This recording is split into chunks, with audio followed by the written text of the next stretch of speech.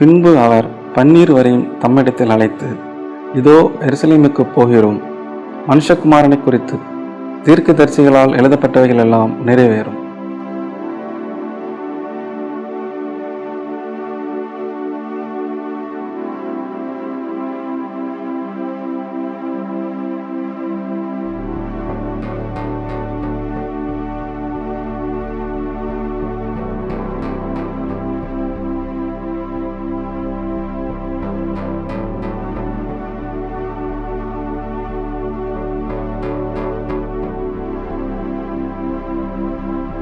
JDK நேயர்களுக்கு அன்பின் வாழ்த்துக்கள், வணக்கம். அருமையான லெந்து காலத்திற்குள்ளாக நாம் வந்திருக்கிறோம். ஏராளமான வார்த்தைகளையும் வாக்குத்தத்தங்களையும் கர்த்தர் நமக்கு கொடுத்து கொண்டு வருகின்றார். இந்த லெந்து காலங்கள் எல்லோருக்கும் ஆசீர்வாதமாக இருக்கும்படியாக நாம் ஜெபிப்போம். எங்களை நேசிக்கிற நல்ல பிதாவே, இந்த அருமையான காலை வேளைக்காக நன்றி செலுத்துகிறோம். இந்த அருமையான லெந்து காலத்திற்காக நன்றியோடு கூட உம்மை துதிக்கிறோம் கர்த்தாவே, ஸ்தோதரிக்கிறோம். எங்களோடு கூட நீர் பேசணும்னு சொல்லி எங்களை தாழ்த்தி நாங்கள் ஒப்படைக்கிறோம்ப்பா. இந்த பூமியும் அதிலுள்ள அனைத்தும் உம்முடையவைகள் கர்த்தாவே. வேதத்தின் மறைப்பொருள் உம்முடையது சுவாமி. நான் ஒன்றும் அறியேன் கர்த்தாவே, நீர் பேசும், நாங்கள் கேட்கிறோம். இயேசுவின் நாமத்தில் பிதாவே, ஆமென். லெந்து காலங்கள் நம்முடைய வாழ்க்கையின், ஆன்மீக வாழ்க்கையின் வசந்த காலங்கள் என்று நாம் அறிந்திருக்கிறோம். துளிர் விட்டு வளர்ந்து வருகின்ற நாம் பூத்து காய்த்து கனியாக கர்த்தருக்கென்று பயன்பட வேண்டும் என்பதற்காகவே ரொம்ப ஸ்பெஷலாக இந்த லெந்து காலங்கள், இந்த 40 நாட்களும் நாம் அனுசரிக்கின்றோம். அதே போல் நம்முடைய ஆலயங்களில் இன்னும் இணைய வழியாக நிறைய நற்செய்திகள் நமக்கு கொடுக்கப்படுகின்றன. இந்த நாளினுடைய சிந்தனைக்காக நமக்கு கொடுக்கப்பட்ட தலைப்பு, துஷ்டன் இனி உன் வழியாய் கடந்து வருவதில்லை. துஷ்டன் இனி உன் வழியாய் கடந்து வருவதில்லை. நாகும் தீர்க்கதரிசி வாயிலாக கர்த்தர் யூதா ஜனங்களுக்கு கொடுத்த வாக்குத்தத்தம் தான் இது. நினிவே ஜனங்கள் கர்த்தருக்கு விரோதமாக, இஸ்ரவேலருக்கு விரோதமாக பாவம் செய்தபோது அவர்களை கடிந்து கொண்டு யூதாவை நோக்கி, இனி துஷ்டன் உன் வழியாய் கடந்து வருவதில்லை, அவன் முழுவதும் சங்கரிக்கப்பட்டான். இந்த வார்த்தையை நாம் அதிகமாக சிந்திக்கின்ற பொழுது, துஷ்டன் இனி உன் வழியாய் கடந்து வருவதில்லை, இனி அப்படின்னு சொல்லிட்டு சொல்லப்படுகின்ற வாக்குத்தத்தங்கள் தீர்க்க தரிசன புத்தகங்களில் ஏராளமாக குவிந்து கிடக்கின்றன. நாகும் தீர்க்கதரிசியே 1:12 சொல்கிறாரு, இனி உன்னை சிறுமைப்படுத்தாதிருப்பேன் என்று தீர்க்கதரிசி வாயிலாக கர்த்தர் உரைக்கின்றார். ஏசாயா தீர்க்கதரிசியினுடைய புத்தகத்தில் நம்ம பார்த்தோன்னா, நீ இனி அழுது கொண்டிராய், இனி என் உக்கிரத்தின் வண்டல்களை நீ குடிப்பதில்லை, இனி உன் குடிகளின் திரட்சியினால் இந்த பூமி நிறைந்திருக்கும். இன்னும் எரேமியாவில் நம்ம பார்த்தோன்னா, இனி அவர்கள் தொய்ந்து போவதில்லை. செப்பனியால் இனி நீ தீங்கை காணாதிருப்பாய். இப்படிப்பட்ட ஏராளமான வாக்குத்தத்தங்கள் தீர்க்கதரிசிகள் வாயிலாக இஸ்ரேல் ஜனங்களுக்கு அன்று கொடுக்கப்பட்டது. இன்று அவைகள் நமக்கும் சொந்தமாகின்றன. சிலுவை மரத்திலே அவர் தொங்கி நம்மை மீட்டு கொண்டபடியால், அந்த சிலுவை மரத்தில் சிந்தப்பட்ட இரத்தத்தின் மூலமாக மீட்கப்பட்ட நமக்கும் துஷ்டன் இனி உன் வழியாய் கடந்து வருவதில்லை என்கின்ற வாக்குத்தத்தம் சொந்தமான ஒன்று. இந்த வாக்குத்தத்தங்களுக்கு முன்னால் இனி என்கின்ற ஒரு வார்த்தை இருக்கின்றது. இனி துஷ்டன் உன் வழியாய் கடந்து வருவதில்லை. அந்த இனி அப்படிங்கிறது எதை சுட்டுகின்றது அப்படிங்கிறத நம்ம ஆழமாக யோசித்து பார்க்க வேண்டியது இருக்குது. ஏன்னா இஸ்ரவேல் ஜனங்கள் தேவனை கோபமூட்டினார்கள், அவருக்கு விரோதமாக பேசினார்கள், அவருடைய சத்தத்திற்கு கீழ்ப்படியவில்லை, அவருடைய தொழுவத்தில் வந்து சேர அவர்களுக்கு மனமில்லை. ஆனாலும் மனதிரக்கமுள்ள தேவன் மனது உருகி அவர்களை மீண்டும் மீண்டுமாக சேர்த்து கொள்கின்றார். அப்படி சேர்த்து கொள்ளும் போது தான் சொல்கிறாரு, இனி துஷ்டன் உன் வழியாய் கடந்து வருவதில்லை. இந்த இனி அப்படிங்கிறத நம்ம பார்க்கும்போது நீண்ட நெடுங்காலமாக கர்த்தர் பேசிக்கொண்டே இருக்கிறார். தீர்க்கதரிசிகள் வாயிலாக ஏராளமாக பேசியிருக்கிறார். அப்படி அதை கேட்ட பின்பு மனம் திரும்பினோம் என்றால், அப்போ அந்த இனிங்கிறது எதை சுட்டுகின்றது என்றால், மனம் திரும்பின பின்பு, சாத்தானை ஜெயித்த பின்பு, அந்தகார கிரியைகளை அழித்த பின்பு, அவருடைய சொந்த பிள்ளைகளாக நாம் மாறிய பின்பு, உலகத்தின் சிற்றின்பங்களை காட்டி மயக்க விளைகின்ற அல்லது கர்த்தரிடமிருந்து நம்மை பிரிக்க விளைகின்ற சாத்தானை எதிர்த்து நிற்கிற வல்லமை கர்த்தரிடத்தில் இருந்து மாத்திரமே நாம் பெற்றுக்கொள்ள முடியும். அப்படி பெற்றுக்கொண்டு அவருடைய சொந்த பிள்ளைகளாக மாறிவிட்டோம் என்றால் இப்படிப்பட்ட வாக்குத்தத்தங்கள் நமக்கு சொந்தமாகும். அப்போ இனி அப்படிங்கிறது எதை சுட்டுகின்றது? என்னுடைய வாழ்க்கையில் கர்த்தர் வந்த பிறகு, ஒருவேளை நம் ஒவ்வொருவருடைய வாழ்க்கையிலும் பிறப்பை குறித்து கேட்டோம் என்றால், எப்பொழுது பிறந்தாய் என்றால் கிபி 1960, 1970 என்று கிபி என்று சொல்லுகின்றோம். ஆனால் இந்த இனி என்பதும் ஒரு வகையில் கிபி தான். ஏனென்றால் கிறிஸ்து நம்முடைய வாழ்க்கையில் வந்த பின்பு, கிறிஸ்துவின் பிள்ளைகளாக நாம் மாறின பின்பு, அப்போ கிபி இப்படி கிறிஸ்துவை நாம் மனதார முழு மனதோடு நாம் ஏற்றுக்கொண்ட பின்பு அவர் கொடுத்திருக்கிற வாக்குத்தத்தங்கள் எல்லாம் நமக்கு சொந்தமாக முடியும். ஆக இப்படிப்பட்டதான ஒரு நிலை இருக்கிறதுனால நாம் ஆழ்ந்து சிந்தித்து பார்க்க வேண்டும். ஒருவேளை இன்றைய காலகட்டத்தில் வாலிபர்களாக இருக்கின்றவர்கள் இனி கொஞ்சம் காலம் போகட்டும் என்று நினைக்கலாம். நடு வயதில் இருக்கின்றவர்கள் வேலை அவசரத்தின் காரணமாக அவர்கள் அந்த அவசர உலகத்தில் கர்த்தரை மறந்து வேதத்தை மறந்து அலையலாம். ஆனாலும் அவருடைய வாக்குத்தத்தங்கள் எப்பொழுது நம்மீது பலிதமாக ஆசீர்வாதமாக வந்து இறங்கும் என்றால், இனி நம்முடைய வாழ்க்கையில் கிறிஸ்து வந்த பின்பு, நம்முடைய இருதயத்தில் அவர் குடிகொண்ட பின்பு, நம்முடைய சரீரத்தை அவர் ஆலயமாக்கின பின்பு, அப்பதான் அவர் சொல்லி இருக்கிற இந்த வாக்குத்தத்தம், இனி துஷ்டன் உன் வழியாய் கடந்து வருவதில்லை. அப்போ துஷ்டன் அப்படிங்கிறவன் யாரு அப்படின்னு நம்ம பார்த்தோன்னா, துஷ்டன் என்பவன் துன்மார்க்கத்தனமான செயல்களை செய்கின்றவன், கர்த்தருக்கு விரோதமான காரியங்களை செய்கின்றவன், திருடன், திருடவும் கொல்லவும் அழிக்கவுமே வருகின்றான். அப்படிப்பட்ட காரியங்களை செய்கின்றவன் தான் துஷ்டன். ஆக கர்த்தர் வெறுக்கிற அருவருக்கிற காரியங்களை செய்கின்ற, துன்மார்க்கத்தனமான செயல்களை செய்கின்ற அந்த துஷ்டன் சத்ருவாக நமக்கு எதிரே வரும்போது, ஒருவேளை சாத்தானால் ஆட்கொள்ளப்படுகின்ற மனிதர்கள் சத்ருவாக நமக்கு எதிரே வரும்போது அந்த துஷ்டனை சங்கரிக்கின்ற வல்லமை இயேசு கிறிஸ்துவுக்கு உண்டு. இஸ்ரவேலுக்கு விரோதமாக துஷ்டனாக பார்வோன் வந்தான். நடுக்கடலில் அமிழ்த்து போட்டார் ஆண்டவர். சிம்சோனுக்கு விரோதமாக பெலிஸ்தியன் வந்தான், அவனை முற்றிலுமாக அழித்து போட்டார் நம்முடைய கர்த்தர். மொர்தேகாய்க்கு விரோதமாக துஷ்ட ஆமான் வந்தான், தூக்கிலே தொங்கினான். இப்படி முரண்பட்ட பாத்திரங்கள் எல்லாமே துஷ்டர்களாக, சாத்தானுக்கு கைப்பாவைகளாக, சாத்தான் என்ன சொல்கின்றானோ அதை செய்கிறவர்களாக அவர்கள் மாறுகின்றார்கள். துஷ்டர்கள் அப்படிதான் உருவாகின்றார்கள். நிச்சயமாக சாத்தான் என்று ஒரு தனி உருவம் நம்மை நோக்கி வருவதில்லை. ஒரு மனிதன் முழுமையாக கர்த்தரை விட்டு பின்வாங்கி போய் கர்த்தருக்கு தன்னுடைய இருதயத்தில் இடம் கொடுக்காம, கர்த்தர் யார் என்று துணிகரமாக கேட்டு மனசாட்சியை மழுங்கடித்து குற்ற உணர்வே இல்லாமல் மனம் போன போக்கில் யார் வாழ்கின்றார்களோ அவர்கள் துஷ்டர்களாக மாறுகின்றார்கள்.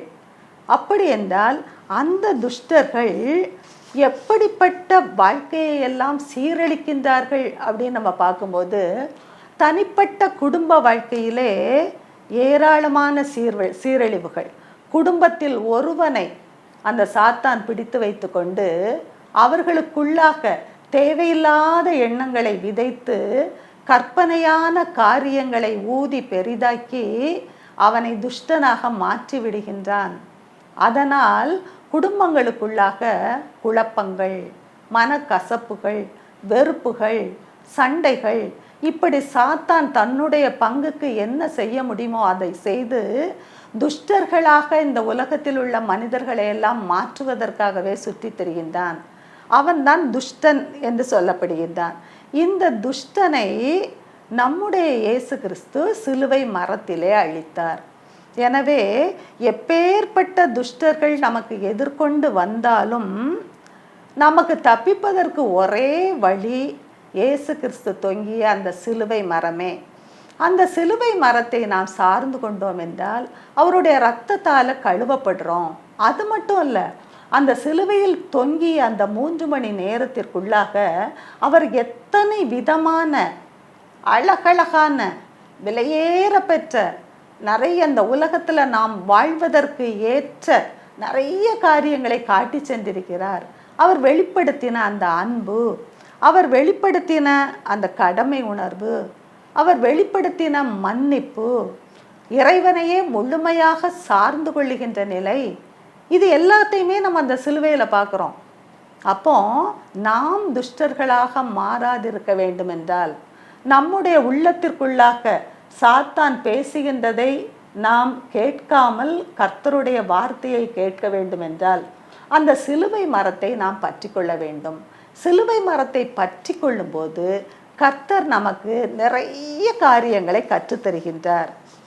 ஆனால் நாம் எப்படி இருந்தோம்? இந்த லெந்து காலங்களில் விசேஷமாக நாம் அதனை சிந்தித்து பார்க்க கடமைப்பட்டிருக்கிறோம். நாம் இன்று எப்படி இருக்கிறோம்? நம்முடைய நிலை என்ன? துஷ்டன் நம்மேல் வருவதற்கு காரணம் என்ன? அப்படிங்கிறதெல்லாம் நம்ம கொஞ்சம் ஆழமாக சிந்தித்து பார்த்தோன்னா கர்த்தரே சொல்கிறாரு, உணர்வுள்ளவன் ஒருவனும் இல்லை, என்னை தேடுகிறவன் ஒருவனும் இல்லை, ஆக விண்ணப்பம் பண்ணுகிறவன் ஒருவனும் இல்லை. தீர்க்க தரிசன புத்தகங்கள்லாம் பார்த்தோன்னா இந்த மாதிரி கர்த்தர் வேதனைப்படுகின்ற இடங்கள் நிறைய இருக்குது. அப்போ அவன் என்ன பண்ணுறான்? நமக்குள்ளாக புகுந்து கொண்டு தேவனுக்கும் நமக்கும் பிரிவினையை உண்டாக்கும் போது துஷ்டர்கள் எளிதாக நம்முடைய வாழ்க்கையில் புகுந்து விடுகின்றார்கள். ஆக நாம் எப்படி இருந்தோம் அப்படிங்கிறத ஏசாயா 59ஆம் அதிகாரத்தில் ஒரு சான்றுக்காக நாம் பார்த்தோம் என்றாலே நிறைய காரியங்கள் சொல்லப்பட்டிருக்கு. 59:3-4 பார்த்தீங்கன்னா, பொய் பேசி, கடுமையாக பேசி, கலகம் உண்டாக்கி, நீதியை தேடாம, சத்தியத்தை தேடாம, தீமையை கர்ப்பந்தரித்து அக்கிரமத்தை பெறுகிறார்கள். இப்போ இதெல்லாம் நம்ம யோசித்து பார்த்தோன்னா போன லெந்து காலத்திலேருந்து இந்த லெந்து காலம் வரைக்கும் நம்முடைய வாழ்க்கை எப்படி இருந்தது? இதில் இருக்கிற ஒன்று கூட நம்மிடம் இல்லாமல் இருக்கிறதா? பொய் பேசாமல் இருக்கிறோமா? கடுமையாக பேசாமல் இருக்கிறோமா? கோபம் வராமல் இருக்கிறதா? நீதியையே செய்கிறோமா? நியாயத்தையே நம்ம தேடுறோமா? விரும்புகிற நன்மையை செய்யாமல் விரும்பாத தீமையை செய்கிறோம் அப்படின்னு வேதம் சொல்லுதே. அப்போ இதெல்லாம் நம்ம பார்க்கும்போது நம்முடைய வாழ்க்கை எப்படி இருக்கின்றது? அதே மாதிரி ஏசாயா 59:14-15 பார்த்தீங்கன்னா, நியாயம் பின்னிட்டு திரும்பியது, நீதி தூரமானது, சத்தியம் தள்ளுபடி ஆயிற்று. மனிதர்கள்ட்ட இன்னைக்கு அது இல்லை. நீதி, நியாயங்கள், சத்தியம் எல்லாமே அவரவருடைய வசதிக்கு ஏற்ப, அவரவருடைய சூழ்நிலைக்கு ஏற்ப சொல்லுகின்ற ஒரு காரியமாக அது அமைந்திருக்கின்றது. அப்படி இல்லாமல் நாம் கர்த்தரை தேட வேண்டும். நாம் இப்படி இருப்பதினால் மிக எளிதாக சாத்தான் நம்மை மேற்கொள்ளக்கூடிய ஒரு சூழ்நிலை வருகிறது. சங்கீதம் 89 சொல்றாரு, அவன் பிள்ளைகள் நியாயத்தில் நடக்கவில்லை, அவர்கள் என் வேதத்தை விட்டு விலகினார்கள். ஓசியா தீர்க்கன் என்ன சொல்றாரு? நீ என் வேதத்தை மறந்தாய், நான் உன் பிள்ளைகளை மறப்பேன். ஆக இப்படி வேதங்களும் அதில் இருக்கிற சத்தியங்களும் எல்லாமே புறக்கணிக்கப்படுகின்ற ஒரு நிலை அதில் இருக்குது. அப்படி இருக்கிறப்போ கர்த்தர் என்ன செய்கிறாரு? நம்மை பார்த்து, நான் மட்டாய் தண்டிப்பேன், நான் தண்டியாமல் விடேன். ஆக இடையிடையே வருகின்ற சோதனைகளுக்கும் பிரச்சனைகளுக்கும் வியாதிகளுக்கும் பலவீனங்களுக்கும் இதுதான் காரணமாக இருக்குது. நம்முடைய பாவங்கள் தேவனுக்கும் நமக்கும் நடுவாக நின்று நம்மை பிரித்து விடுவதால் இமைப்பொழுது நாம் கைவிடப்பட்டாலும் அப்படி ஆடி குலுங்கி ஒன்றுமற்றவர்களாக செயல்பட முடியாதவர்களாக நாம் மாறிவிடுகின்றோம். ஆக அப்படிப்பட்டதான ஒரு நிலைமை வரக்கூடாது. ஆக அப்படி இல்லாமல் நம்ம கர்த்தருக்கு கீழ்ப்படிந்து நம்ம நடந்தோன்னா அவர் நமக்கு என்னெல்லாம் செய்கிறதுக்கு அவர் ஆயத்தமாக இருக்கிறாரு அப்படின்னு அவர் பார்க்கும்போது அவர் என்ன சொல்கிறாரு, ஏசாயா 58 அவர் நித்தமும் உன்னை நடத்தி மகா வறட்சியான காலங்களிலும் உன் எலும்புகளை நினமுள்ளதாக மாற்றுவார், நித்தமும் நடத்துவார். இதை விட நமக்கு பெரிதான ஒரு வாக்குத்தத்தம் வேற என்ன இருக்க முடியும்? எப்படிப்பட்ட சூழ்நிலைனாலும் சரி, எப்படிப்பட்ட வியாதினாலும் சரி, எப்படிப்பட்ட பிரச்சனைகள்னாலும் சரி, கீழேயே விழத்தள்ளுகின்ற பலவீனமாக இருந்தாலும் சரி, அவர் என்ன சொல்கிறாருன்னா, நித்தமும் உன்னை நடத்தி மகா வறட்சியான காலங்களில் உன் எலும்புகளை நினமுள்ளதாக்குவேன். ஆக நம்முடைய காலங்களில் நம்ம வெள்ளத்தை பார்த்து விட்டோம், அழிவான வெள்ளம். கொரோனாவை பார்த்து விட்டோம், கொத்து கொத்தாக மனிதர்கள் இறந்தார்கள். கொடிய வியாதிகளை கண்கூடாக தினம் தினம் கேள்விப்பட்டு கொண்டிருக்கின்றோம். ஆக இவை எல்லாவற்றிலும் இருந்து தேவன் நம்மை பாதுகாத்தாரே. இப்படி துஷ்டன் நம்மேல ஜெயம் கொள்ள முடியாதபடிக்கு கர்த்தர் நம்மோடு கூட இருந்து நம்மை பாதுகாத்து கொண்டிருக்கின்றார். உபாகமம் 30:34 சொல்லுது, நீங்கள் எங்கே போனாலும் நான் உங்கள் கூட வருவேன், நீங்கள் துவள வேண்டாம், கலங்க வேண்டாம், பயப்பட வேண்டாம், உங்களுக்காக உங்கள் சத்துருக்களோட யுத்தம் பண்ண, உங்களை ரட்சிக்க உங்களோட கூட போகிற உங்கள் தேவனாகிய கர்த்தர்.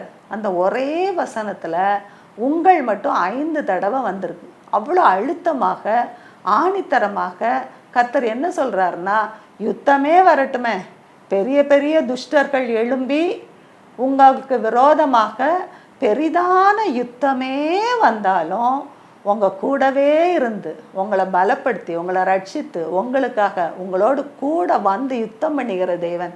அப்போ பாருங்கள், இதை விட வேற என்ன வேணும்?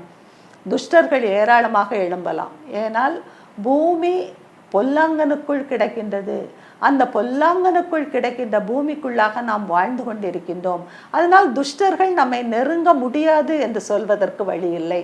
ஆனால் அந்த துஷ்டனை விட, அந்த சாத்தானை விட வல்லமை உள்ள தேவன் சொல்கிறாரு, நான் தினம் உன்னை நடத்துவேன், வறட்சியான காலத்திலேயே நடத்துவேன், யுத்தமான காலத்திலே நடத்துவேன், எல்லா காலத்திலையும் நான் நடத்துவேன். அதனால் சோர்ந்து போகாமல் அவரை நாம் பற்றி கொள்ள வேண்டும். ஏசாயா 30:26 சொல்லுது, உன் அடிக்காயத்தை ஆற்றுவேன். எவ்வளோ அருமையான வசனம் பாருங்க. அடிக்காயத்தை உண்டாக்குகிறவன் துஷ்டன்தான், சத்துருவாகிய சாத்தான் தான்.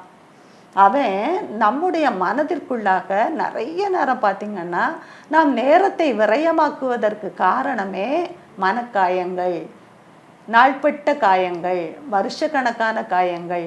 ஒருவேளை நம்மை வெறுப்பவர்கள், நம்மை புறம் தள்ளுகிறவர்கள், நம்மை உதாசீனப்படுத்துகின்றவர்கள், நம்மை பொருட்படுத்தாதவர்கள் நமக்கு மிக வேண்டியவர்களாக கூட இருக்கலாம், மிக நெருங்கியவர்களாக கூட இருக்கலாம். ஆனால் கர்த்தர் சொல்கின்றார், அடிக்காயத்தை ஆற்றுவேன் என்று. துஷ்டன் எவ்வளவு மேல் எழும்பி நம்மை அமுக்க பார்த்தாலும் கர்த்தர் அவை எல்லாவற்றையும் தள்ளிவிட்டு நம்முடைய மனதின் அடிக்காயத்தை ஆற்றுகிற தேவனாக இருக்கிறார். அதனால நம்ம அந்த துஷ்டர்களாக செயல்பட்டு வருகிறவர்கள் மீது கோபம் கொள்ளாது, ஆத்திரம் கொள்ளாது, நம்மை நேசிக்கின்ற, நம்மை அரவணைக்கின்ற கர்த்தரை நாம் சார்ந்து கொள்ள வேண்டும். அது மட்டுமல்லாது அவர் அந்த துஷ்டனுக்கு எதிராக இன்னும் நிறைய காரியங்கள் அவர் செய்கிறாரு. எல்லாவற்றிற்கும் மேலாக சிலுவை மரணத்தையே அவர் ஏற்றுக்கொண்டார். சிலுவை மரணத்தை அவர் ஏற்றுக்கொள்ளும் போது அவர் நம்முடைய அக்கிரமங்களை சுமந்துட்டாரு, நம்முடைய பாவங்களை சுமந்துட்டாரு, நம்முடைய பாடுகளை சுமந்துட்டாரு. அடிக்கப்படும்படி கொண்டு போகிற ஆட்டுக்குட்டியை போல போனாரு. இதெல்லாம் நம்ம பார்க்கும்போது எவ்வளவு நமக்காக, பாவிகளாகிய நமக்காக அந்த துஷ்டனிடமிருந்து நம்மை பிடுங்கிக் கொள்வதற்காக அவர் அவ்வளவு சிலுவை மரணத்தையே அவர் ஏற்றுக்கொண்டார். இப்படி நமக்காக இத்தனை காரியங்களை செய்கிற கர்த்தர் துஷ்டனாகிய சாத்தானை அவர் கொலோசையர்ல நம்ம 2ஆம் அதிகாரத்துல பார்த்தோம்னா சிலுவையில் ஆணி அடித்து வெற்றி சிறந்தார். அவனை தன் கால்களின் கீழே போட்டு நசுக்கினார். ரோமர்ல பவுல் சொல்றாரு. அப்போ இன்னும் பார்த்தீங்கன்னா நம்ம தீர்க்க தரிசன புத்தகத்துலலாம் வெள்ளம் போல சத்துரு வருவான். அப்படி படையா திரண்டு பயங்கரமா கொந்தளிக்கிற மாதிரி வெள்ளம் போல சத்துரு வரும்போதும் அவர் அவனுக்கு எதிராக நமக்கு சாதகமாக ஜெயக்கொடி ஏற்றுகிற தேவன். அது மட்டும் இல்லை, இன்னும் நமக்கு ஆறுதலாக அவர் சொல்றாரு, கொடூரமானவர்களுடைய சீரல் மதில மோதி அடிக்கிற பெருவெள்ளம் மாதிரி வந்தாலும் ஏழைக்கு பலனும் எளியவனுக்கு திடனும் ஒடுக்கப்படுகிற எல்லோருக்கும் அரணும் பெருவெள்ளத்துக்கு தப்பும் அடைக்கலமும் வெயிலுக்கு ஒதுங்கும் நிழலுமானீர். எத்தனை அதில் ஓமைகள் சொல்லப்படுது பாருங்க. அவர் நமக்கு வந்து நிற்கும்போது ஏதோ ஒரு ஆஸ்பெக்ட்ல மட்டும் இல்லை, பல சூழ்நிலைகளில் பல விதமான காரியங்களில் அவருக்கு அட் அ டைமில் நமக்கு உதவி செய்ய முடியும். அப்போ இப்படிப்பட்டதான ஒரு பெரிய தெய்வத்தை நாம் தெய்வமாக கொண்டிருக்கிறோம். அது மட்டும் அல்லாது ஏசாயா 31:5 சொல்றாரு, பறந்து காய்க்கிற பட்சியை போல நான் உங்களுக்கு ஆதரவாக இருப்பேன், நான் வந்து உங்களை வந்து தப்ப பண்ணுவேன், நான் அந்த இடத்துக்கு கடந்து வந்து உங்களை விடுவிப்பேன். இப்படி துஷ்டனுக்கு எதிராக செயல்படுகின்ற கர்த்தர் நம்முடைய கண்களுக்கு தெரியாமலே மறைவாக நிறைய காரியங்களை செய்து கொண்டிருக்கின்றார். இதை விட நமக்கு பெரிதான காரியங்களை யார் செய்ய முடியும்? ஆக அப்படி நமக்கு ஆதரவாக நின்று கொண்டிருக்கின்றார். அவரால் நாம் மூடப்பட்டிருக்கின்றோம். நம்மை மூடி மறைத்து பாதுகாக்கிற தேவன் சொல்றாரு, துஷ்டன் இனி உன் வழியாய் கடந்து வருவதில்லை. ஆக எத்தனை அருமையான ஒரு வாக்குத்தத்த வசனம். இப்படிப்பட்ட மீட்பை அவர் சிலுவையில் நமக்கு முழுமையாக சம்பாத்தியம் பண்ணி கொடுத்துட்டாரு.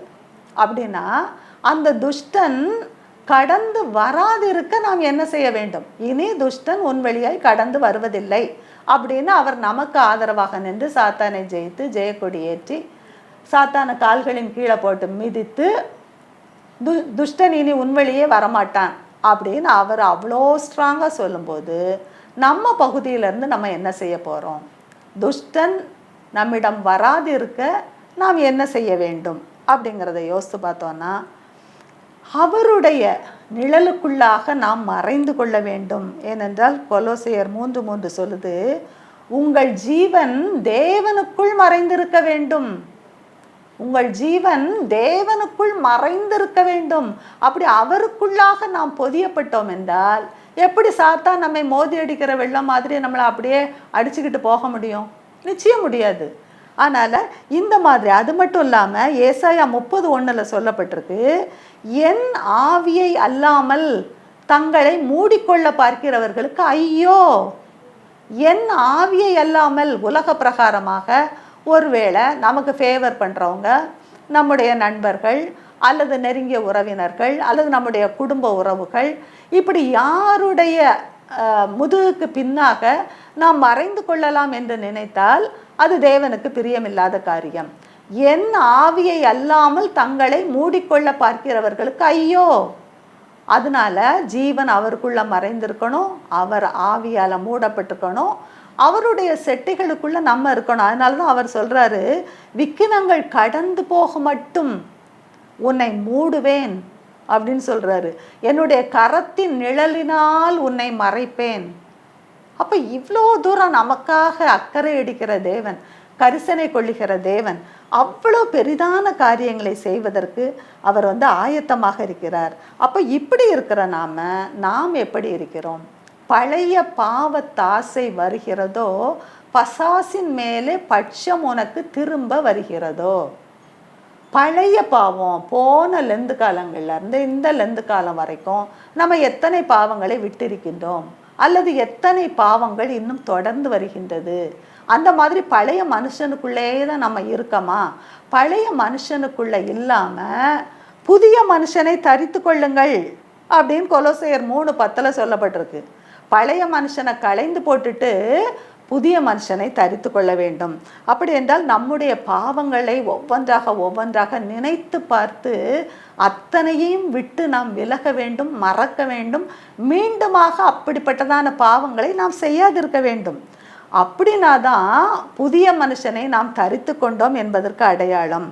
இந்த புதிய மனுஷனை தரித்து கொண்டோம் அப்படிங்கிறதுக்கு அடிப்படையான காரணம் என்னன்னா, அதே 3ஆம் அதிகாரம் 14 சொல்லப்பட்டிருக்கு, பூரண சற்குணத்தின் கட்டாகிய அன்பை தரித்து கொள்ளுங்கள். ஆக அன்பு தான் பிரதானம். அந்த அன்பை நாம் தரித்து கொள்ள வேண்டும். அந்த அன்பு இல்லை என்றால் உலகத்தில் எதையுமே ஆதாயப்படுத்தி கொள்ள முடியாது. அவருக்கு உகர்ந்தவர்களாக, அவருக்கு மனமகிழ்ச்சியை உண்டாக்குகிறவர்களாக, அவருக்கு பிரியமான மனவாட்டிகளாக நாம் மாற வேண்டும் என்றால் நம்ம அன்பை தரித்து கொள்ள வேண்டும். அந்த அன்பை இயேசு கிறிஸ்து நமக்கு ரொம்ப அழகாகவே காட்டி சென்றிருக்கிறார். பவுல் அப்போஸ்தலன் 1 கொரிந்தியர்ல அதற்கான இலக்கணத்தை நமக்கு கொடுத்திருக்கிறாரு. அன்பு தன்னை புகழாது, இருமாப்பா இராது, தற்பொழிவை நாடாது, சினமடையாது, தீங்கு நினையாது, சத்தியத்தில் சந்தோஷப்படும், அநியாயத்தில் சந்தோஷப்படாது. இப்படி நம்ம அதில் ஒன்றா நம்ம பார்த்தோன்னா இதில் எதெல்லாம் நம்மக்கிட்ட இருக்குது அல்லது இல்லாமல் இருக்குது அப்படின்னு சொல்லி நம்ம பார்க்குறப்போ நாம் பழைய மனுஷனா அல்லது புதிய மனுஷனா அப்படிங்கிறத நாம் கொஞ்சம் நின்று நிதானித்து யோசித்து நம்ம இந்த இடத்துல பார்க்க கடமைப்பட்டிருக்கிறோம். அதனால் அப்படிப்பட்டதான ஒரு அன்பை இயேசு கிறிஸ்து அழகாக அந்த பூமியில் தான், நாம் வாழ்கின்ற இந்த பூமியில் தான் அவர் வாழும்போது ஏழைகளுக்கு இறங்கினாரு, விதவைகளுக்கு இறங்கினாரு, வியாதியஸ்தர் எப்படிப்பட்ட வியாதியாக இருந்தாலும் போய் பக்கத்தில் நின்று தொட்டு அவங்கள சுகமாக்குனாரு. எவ்வளோ பெரிய பாவியாக இருந்தாலும் அவங்க வீட்டுக்கு போய் அவங்களோட உண்டு உரையாடி ஆக இப்படி அவர் அந்த அன்பை வெளிப்படுத்தினாரு. இதெல்லாம் உலகத்தாரிடம் காண முடியாத பேரன்பு. அப்போ இந்த அன்பு வந்தாதான் நம்ம புதிய மனுஷர்களாக மாற முடியும். அதனால தான் இயேசு கிறிஸ்து சொல்லும்போது உன்னை போல் பிறனை நேசி, ரொம்ப அழகாக எளிமையாக அழகாக சொல்லிட்டு போயிருக்காரு. அதனால் நமக்கு ஒரு வேளை எதெல்லாம் பிரியம் இல்லையோ, நம்மளை துன்புறுத்துவது, நம்மளை வேதனைப்படுத்துவது, எரிச்சல் படுத்துவது, கோபம் ஊட்டுவது, நமக்கு விரோதமாக பேசுவது, இப்படி எதெல்லாம் விருப்பம் இல்லையோ அதெல்லாம் நாமும் அடுத்தவங்களுக்கு செய்யக்கூடாது. அப்போ இந்த பூரண சற்குணத்தின் கட்டாகிய அன்பை நாம் தரித்து கொள்ளும்போது நிச்சயமாக புதிய மனுஷனை நாம் தரித்து கொள்ள முடியும். அப்படி புதிய மனுஷனை தரித்து கொண்டோம் என்றால் துஷ்டன் இனி உன் வழியாய் கடந்து வருவதில்லை அப்படின்னு அவர் சொல்லியிருக்கிற அந்த வாக்குத்தத்தம் நம்ம மேலே நிறைவேறும். என்னுடைய வாழ்க்கையில் கூட 2017 கேன்சர் வியாதியில் சிக்கி வேதனைப்பட்டு எல்லா ட்ரீட்மெண்ட்டுக்குள்ளேயும் போய் வெளிவந்த போது அந்த ஆப்ரேஷன் முடிஞ்ச உடனே முதல் எனக்கு கொடுக்கப்பட்ட வாக்குத்தத்தம், தேவ ஊழியர்கள் மூலமாக எனக்கு கொடுக்கப்பட்ட வாக்குத்தத்தம், துஷ்டன் இனி உன் வழியாய் கடந்து வருவதில்லை. 2017 சொல்லப்பட்ட வாக்குத்தத்தம் கேன்சரோட பாடுள்ள நாட்களில் எல்லாம் அது எனக்கு துணை நின்று இனி இன்று கண்ட எகிப்தியனை நீ காண மாட்டா என்பது போல, துஷ்டன் உன் பக்கத்தில் வரவே மாட்டான் அப்படின்னு சொன்னது போல 2017 முதல் இன்று வரைக்கும் அந்த துஷ்டனை வரவிடாமல் கர்த்தர் அருமையாக பாதுகாத்து வருகின்றார். அப்படி எனக்கு இவ்வளோ பெரிய நன்மையை செய்த தேவன், துஷ்டன் என்னுடைய வாழ்க்கையில் மீண்டுமாக வராதிருக்கும்படியாக கட்டளையிட்டிருக்கிற தேவன் நிச்சயமாக உங்களுக்கும் பெரிய காரியங்களை செய்து உங்களை பயமுறுத்துகின்ற, உங்களை வேதனைப்படுத்துகின்ற, உங்களை வியாதிப்படுத்துகின்ற எல்லா விதமான கொடுமைகளையும் கொண்டு வருகின்ற துஷ்டன் கடவாதிருக்கும்படியாக செய்வதற்கு அவர் வல்லமையுள்ள தேவனாக இருக்கிறார். அப்படிப்பட்ட பாக்கியத்தை கர்த்தர் உங்களுக்கு தருவாராக. ஆமென். ஜெபம். எங்களை நேசிக்கிற நல்ல பிதாவே, இந்த அருமையான வேளையில் கர்த்தாவே எங்களோடு கூட நீர் இடைப்பட்டபடியினால் நன்றியோடு கூட உம்மை துதிக்கிறோம் கர்த்தாவே, ஸ்தோத்தரிக்கிறோம். நீர் எங்கள் மீது வைத்த அன்பு பெரிது சுவாமி, இரக்கம் பெரிது சுவாமி, கனிவு பெரிது சுவாமி. இனி துஷ்டன் உன் வழியாய் கடந்து வருவதில்லை என்கின்ற வாக்கு தத்தத்தை கேட்டுக்கொண்டிருக்கிற எல்லா பிள்ளைகளும் பெற்று அனுபவிக்கும்படியாக எல்லாருக்கும் இந்த லெந்து காலங்கள் மகிழ்ச்சியாய், சமாதானமாய், ஆரோக்கியமாய் இருக்கும்படியாக கர்த்தர் ஆசீர்வதித்து கொடுக்க வேண்டும் என்று இயேசுவின் நாமத்தில் ஜெபிக்கிறோம். ஜெபம் கேளும் நல்ல பிதாவே, ஆமென்.